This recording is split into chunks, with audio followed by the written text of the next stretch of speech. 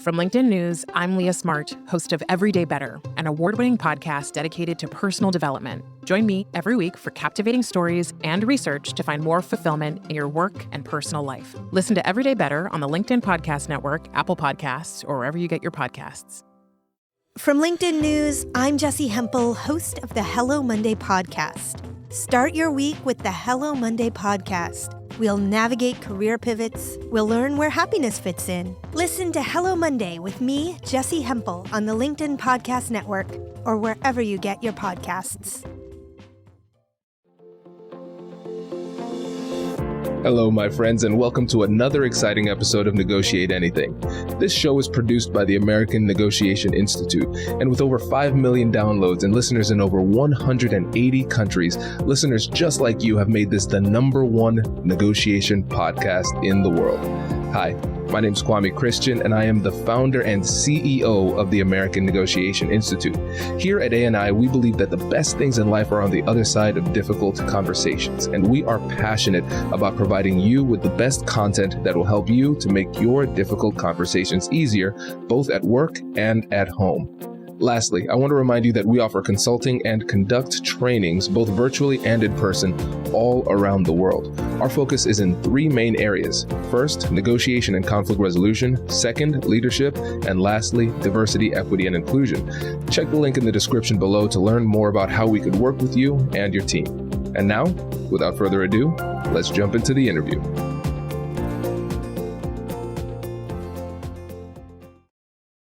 And now, I know for the audience, we don't really need to sell them too much on the benefits of listening. I think those are pretty obvious, but I think it might be more interesting to talk about why we are worse at listening than we think we are. Well, largely it's because we think we already know the answers, right? So one of the things that I talk about is there's a difference between hearing and listening, and I think we've all heard that, but there's a difference between making a connection and having a conversation.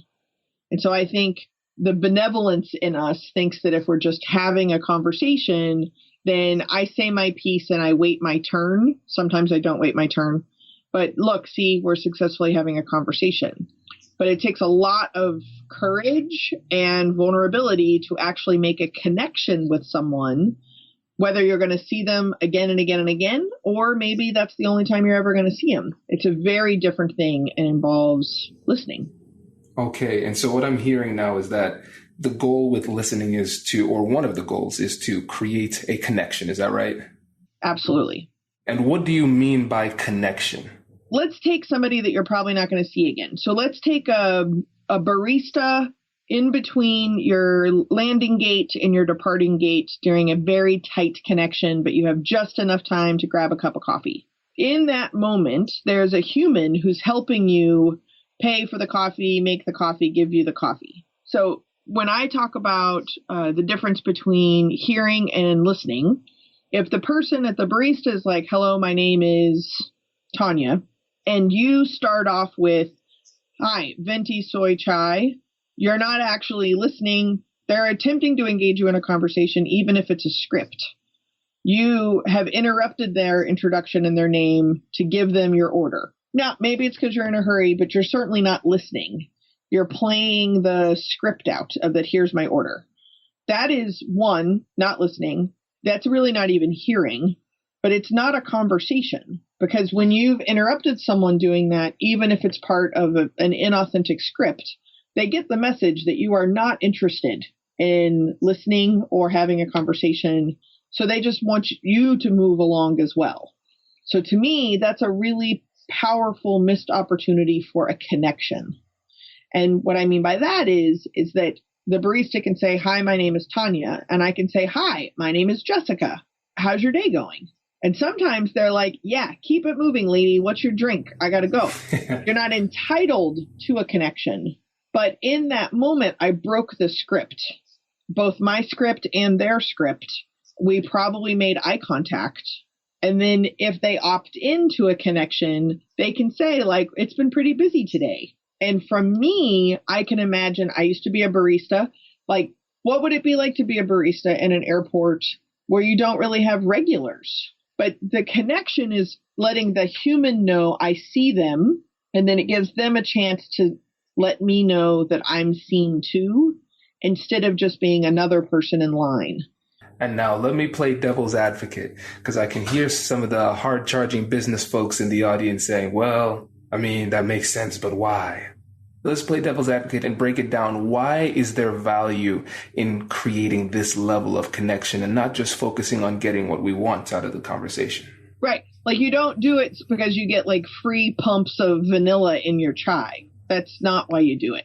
I think why you do it is that it is never wrong for someone to feel like they exist in your world. So like in Sales 101, they always say a person's name is the most recognized sound. So part of that is validating that that person exists. And so if you're kind of a schmoozy salesperson who's dropping names all the time to pretend make a connection, what would happen if you actually slowed that down just enough and actually made eye contact and actually shut your face long enough to actually listen to what the other person has to say? So I know under the guise of negotiations, one of the things I think is the most underused, underrated first step of a really successful negotiation or sales moment is listening and observing the person that you're about to engage with. And if you've decided we're going to have a connection, which I think is also rooted in like loyalty and respect, so not just one-shot clients, but potentially long-term relationship building connections, you're going to do this by this moment is going to be an intentional conversation, then the step that I think you have to do that most of us don't do is observe and pay attention to the person we're about to connect with to find out where they're at. Allow them to enter the conversation and then you follow. Some people I can hear say, well, that's not initiating. But initiating by giving someone eye contact and listening to them, you're still the alpha there, right? You're still the A. The B still has to respond. And it might be subtle body language. It might be words. It might be an exchange. But if you, as the salesperson, the one who's taking the lead in the negotiation, listens to them as if they are wise, as if they have something to actually teach or give you to improve the negotiation, you've slowed down enough and let them respond to you creating that negotiation space. Absolutely. These are really great points.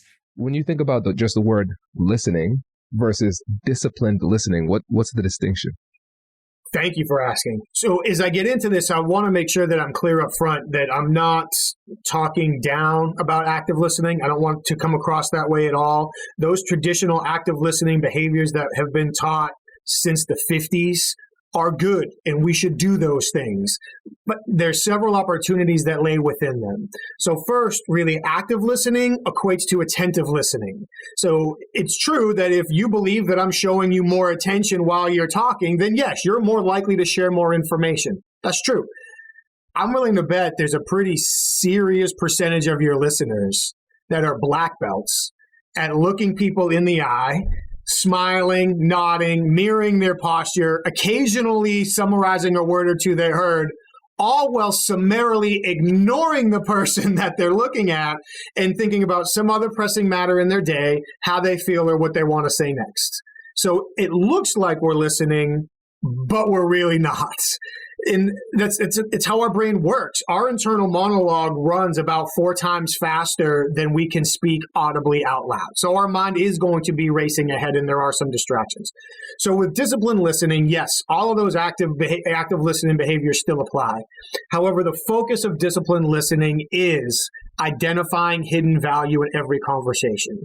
As trite or as, listening 101 as this may sound, how do we elevate the goals we take into every conversation and then apply that goal-oriented approach? So now I'm observing, looking, and listening for any indication to achieve that goal, to enhance the relationship, to enhance the project, to enhance the outcome based on the conversation. And I think that's basically summarized. I may have rambled there a little bit, but that really, from my biased perspective, is what separates disciplined listening.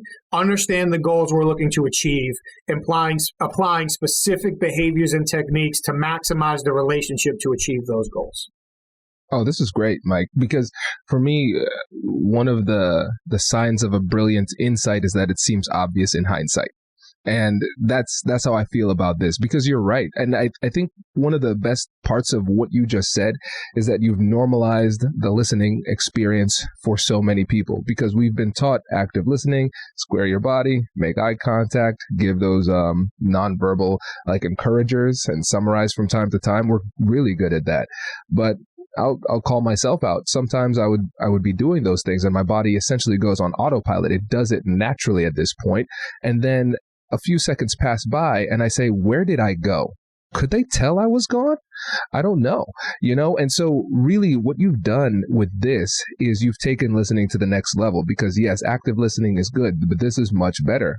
And I like the fact that it's goal oriented. We're not just listening for the sake of listening. We're actually focusing on the outcome that we're trying to achieve through listening. Thank you. And that goal outcome or that goal focus is really important. There's a fair amount of research that is consistent and clear that we generally will apply as much focus and effort we believe to be necessary based on the expectations we have going into the conversation. So if I go into a conversation thinking what I say isn't going to matter to Kwame, he's got his mind made up, he's going to do what he wants. Or if I go in thinking my mind's made up, maybe he surprises me, but more or less, I don't think he's got anything for me. Now my expectations are low. If I go in expecting there to be, and I say this in air quotes that people might not be able to see, but expecting there to be a fight, right? This is going to be an argument. Then I'm not going to put in a lot of effort to make sure that doesn't happen. And subconsciously, I might do some things that actually create that argument that otherwise could have been avoided. But if I'm going into a conversation and I literally elevate my goal, shift my mind's eye from the short-term tactical to the long-term strategic.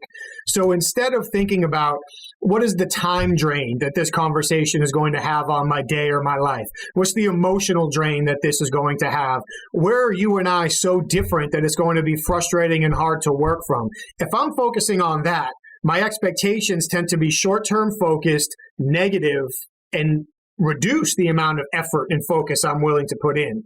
But now if I look at it and say, okay, well, I'm here for a reason. What's the greater reason? What's the long-term impact of this conversation? Not just where does it have me today, but where does it position me down the road, the next conversation, the next relationship, the next opportunity? Now the reward or the incentive is bigger. And because the reward or the incentive is bigger, I'm more likely to apply more effort, more focus, compartmentalize my emotions, separate the people from the issue, all of these things that I know that you teach. Because now it isn't just about surviving this conversation. It's about moving bigger pieces on a bigger chessboard to a more productive outcome. And so now for the listeners, they might be saying, okay, I'm sold. Now I want to make connections and now I want to listen effectively. How do I do that besides simply opening up my ears? What is the actual process? The ugly part is not just opening your ears, but it's noticing when you're more likely to open your ears and when you're more likely to start talking. I think sometimes doing this in a physical sense is really challenging, so I flip it to social media. So when are you more likely to look at a post and read the comments without typing? And some people, depending on the topic, it doesn't take much. You just immediately start typing. So slow down. Look at the comments that have already been said.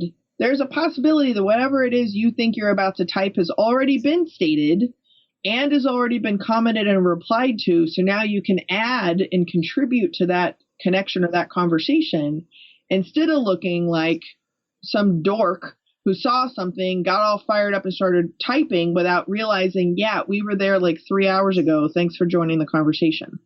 Join the conversation. That's a connection. Once you realize that, okay, I've listened, I've observed, now I have something to say, intentionally forming a message is important. Don't just talk off the cuff. Specifically, when we're talking about sales and negotiation, there's an outcome that you're trying to get to, and you get yourself, and we all have done this.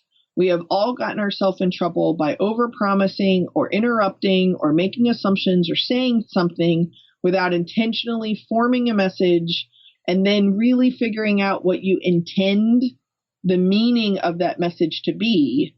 and then put it outside of your face. When you've said things that you have to backpedal or you have to figure out how to do something or possibly, heaven forbid, manipulate the conversation so that the person didn't hear it or they misunderstood or something, that's your fault. That's my fault.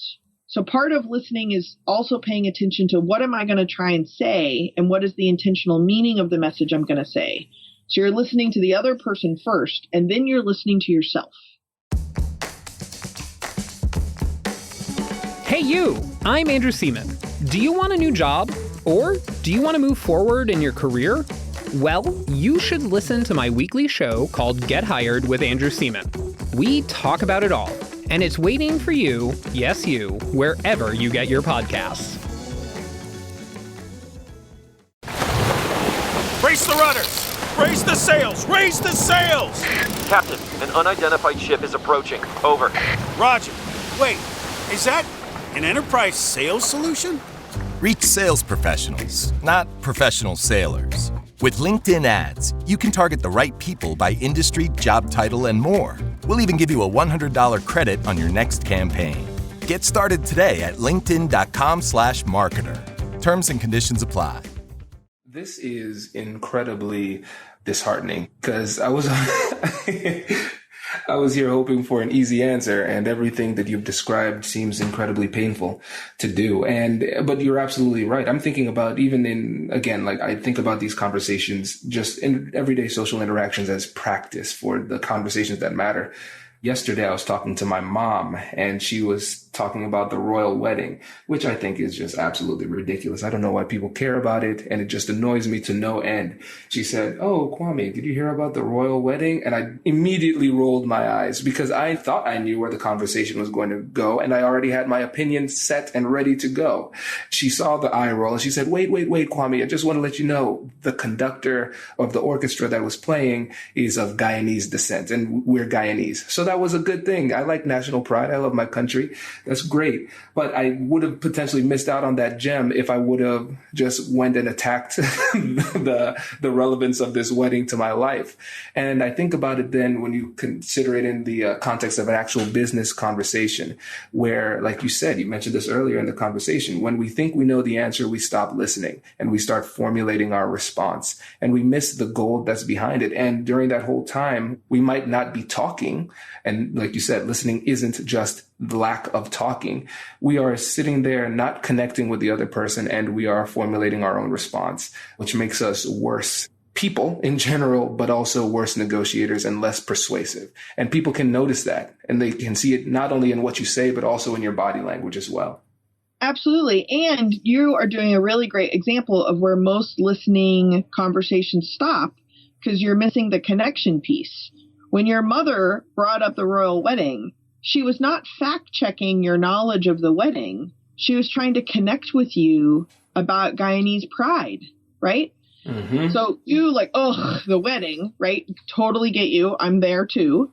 And it wasn't about the exchange of information. It was about having a moment with your mother and your mother having a moment with her son about the visibility of the conductor being of Guyanese descent. Does that make sense?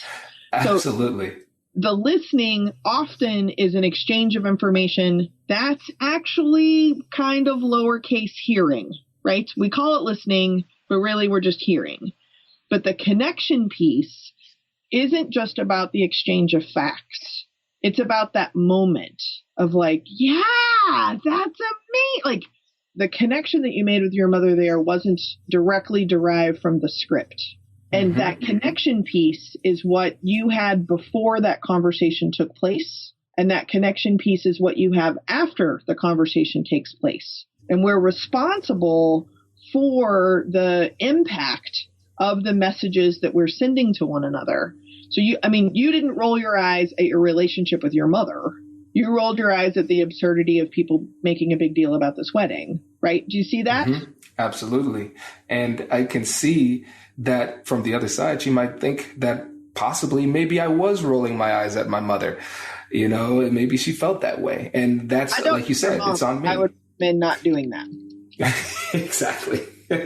Exactly. And one of the things that you mentioned was hidden value. So when you're using the disciplined listening method, we're searching for hidden value. So when you say that term, what does that mean to you? For me, that comes from my interrogation experience. And honestly, it comes from victims, witnesses, and suspects, not just what not every, especially for where I come from, we're not just sitting down with people who, this person committed this crime, get him or her to confess. Generally, for the situations my former teammates and I found ourselves in, we're getting called out for situations with multiple suspects, no evidence. Everybody's already been interviewed at least once and declared that they did nothing and know nothing. Several weeks or months have gone by, and now that the situation has become so untenable, my former teammates and I are called out to identify the truth, resolve the situation. So at that point, it could be very easy to say, okay, I need to figure out who did it, and I need to get them to confess. But now confirmation bias sets in, diagnosis bias sets in, all kinds of other problems start to flare up. Instead, if I start looking at those conversations and thinking to myself, okay, there's a 99.9% likelihood that nobody involved in this investigation wants anything to do with talking to me. The victims don't want to go through it again. The witnesses don't want to go through it again. And whoever the guilty person may or may not be, they most certainly don't want to go through this again because they probably feel like they've almost got away with this by now. So by realizing that pretty much nobody wants to talk to me, I cannot take that personal, just understand it's part of the game, what we're going to go through. And now instead of looking for a confession or looking for an admission, I can take an educational or a learning mindset into each one of these conversations and say, okay, what can I learn about this situation through each one of these conversations? And through that learning mentality, I can be patient. I can let the conversation come to me. And now instead of listening for a confession or a gotcha moment, I can listen for opportunities literally to build unexpected bonds. There's value there. I just found out that we have something in common. I just found out that someone had a different perspective. I just learned that someone was facing pressures inside of their life that previously investigators were unable to identify. So the more I learn, the more I put myself in a position where people feel like I'm not judging. We're two equal parties in the conversation, and we can arrive at an unexpected outcome together. We can both have input in that. So when we talk about listening for hidden value, oftentimes it's being surprised. It's allowing ourselves to go into a conversation with the mindset of, I certainly don't know everything.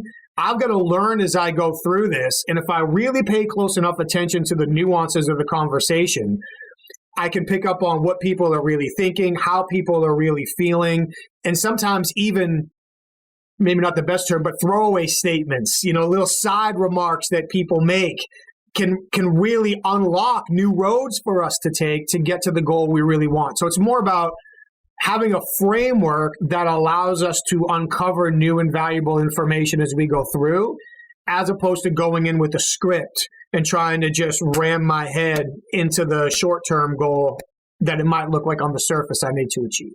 This flips the script for so many people in these difficult conversations, because one of the things that people want to have is something they can never have fully in these conversations, which is control. They want to control the conversation. They want to control the other person. People don't like to be controlled, and then it actually creates more resistance. And you can have an impact with the way that you approach the conversation, but you can never fully control the interaction. And so again, going back to the mindsets that you're talking about, the willingness to be surprised, that I don't think I've heard any, let's just say, straight negotiation expert say you need to embrace the unknown and be willing to be specifically surprised. They're always talking about how to minimize surprises. And so that mentality, I think, is really important. And so I want to dig deeper into that because it's so rare in this context. Why is it so important to embrace that? A couple of things I'd love to touch on there. I believe in my bones, especially when we talk about difficult, uncomfortable, potentially contentious conversations, the single best way to maintain control of that conversation is to let the other party feel like they are in control. Is literally, and this actually kind of ties into something you and I were talking about before we came on. But generally speaking, if I push you, you're going to push me back harder. Now, that's also metaphorically true. So when you metaphorically push me back harder, you are now putting your flag in the sand. You want to keep control of the conversation. So if I never push you, you don't have to push me. You feel like you're in control of the conversation, but I know where it's going. If I have a really good idea on, generally speaking, what I want the outcome of this conversation to be, where it starts and who controls the start doesn't make a difference, because I can take wherever you start the conversation and over time work it to the outcome or the general area of outcomes that I believe will be productive for this conversation. So by allowing somebody else to have control, now I'm guiding or facilitating the conversation. I'm not forcing it. And in a lot of negotiations, for people that believe they have to be in control of this conversation, it's like they step right into the spider's web. They're leading the conversation in their mind the way they believe they need to lead it, because I'm not trying to wrestle that control from them. It's just a matter of time before the circuitous route, more often than not always, leads it to where we want to be. So I wanted to touch on that about the control piece that you mentioned. Getting back to the surprise piece, preparation is absolutely key. Situational awareness is absolutely key. If we minimize the amount of variables we have to deal with during the conversation, we minimize the amount of things we have to think about, we can be more focused. So I'm a huge fan of not preparation to the point of paralyzation, but a thorough preparation to limit some of those surprises for sure. For me, where I think about the willingness to be surprised is forcing the maintenance of the learning mentality. If I believe I know how this movie is going to end, then I'm in a validation mentality. And anything you say or do is just going to reinforce what I'm looking to validate. But if I'm in a learning mentality and I go in saying, you know what, I think I've got this pretty well planned out, but Kwame may surprise me. He may say or do something that opens up an opportunity that I might not think currently exists. So I have to be open and aware of that going in. And also being open and aware to surprises helps limit the unproductive emotional reaction when it happens. So if somebody springs something on me or something comes up out of the clear blue sky, instead of me spinning in my chair thinking, wait a minute, what do I do now? It's like, all right, cool, that happened. How does that slot into the goals we're looking to achieve? Like, how can I use that? So I may have rambled in a couple different places outside of your initial question, but that's, I believe, how it frames together. Now let's get a little bit selfish for a little bit, because a lot of the listeners tune in so they could say, hey, all right, how do I get more of what I want? So how can we listen effectively, but at the same time use our listening abilities as a persuasive tool? Let's start with the persuasion tool. So I think what happens is deeply rooted in our sense of responsibility to this connection, and that the other person, whether conscious or unconscious of it, feels that. And then you become elevated, or I can't think of the opposite word of elevate, not. You either elevated or not of their go-to person. So for example, there's my distribution center that does all of my books and all of my products, etc. So Jason was my rep. Well, Jason has been promoted like 6 times and is now like the director of Fancy Pants, right? Since in the decade that I've worked with this company. So the person that is my contact now was not Jason. And I think it's fascinating that the new person, I don't really know what he could do, but he is never going to be Jason. But when we talk, when we communicate, when he's selling me new products or when we're negotiating prices or things like that, I don't feel a connection with him. I feel like one of his customers. And I don't want to feel like a customer. Jason made me feel like a family member. So even though Jason is no longer in that job, I'm critical of my new person that I'm supposed to be talking to because he doesn't make me feel important. And so there are times where I will reach out to Jason with his new fancy email and say, I know that I'm not supposed to be contacting you for this anymore, but I like working with you better. Like, I miss you being my customer representative person. I have brought clients to the current customer person and warned them about their personality, and they've had a good time. They've had a good experience with the new person. And Jason is smart and knows that I'm doing that. So Jason still services my account occasionally or butts in when he needs to when I don't feel like things are going as he would do. And new clients are still coming in because I talk about businesses I work with when I like them. Now, what's selfish about that from a sales point of view is that you have limited time and endless amounts of potential new customers. But it is, we all know this, it's cliche at this point, is that it's more time consuming and more expensive to be recruiting new customers. But if you create the habit that when I engage with you, I'm going to feel connected to you, I'm going to feel more than just heard, I'm going to feel listened to, you're going to know me, even if you actually don't know me, you just have like an index card or whatever the modern version of an index card is that reminds you I have a dog named Leo. Whatever the methodology is, I'm going to feel connected to you. I'm going to be loyal to you to the end of time. That's the selfish reason. Not to mention, side effect is that you become a better human being.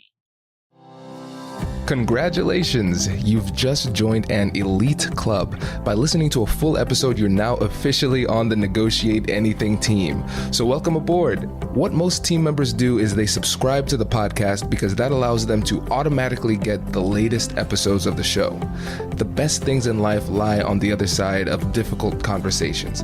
Keep learning, keep practicing, and keep getting better. Your relationships will improve, your career will soar, and you'll have the confidence you need to get the most out of these crucial conversations. Again, thank you for joining the team. We're excited to have you, and I will see you in the next episode. I'll catch you later.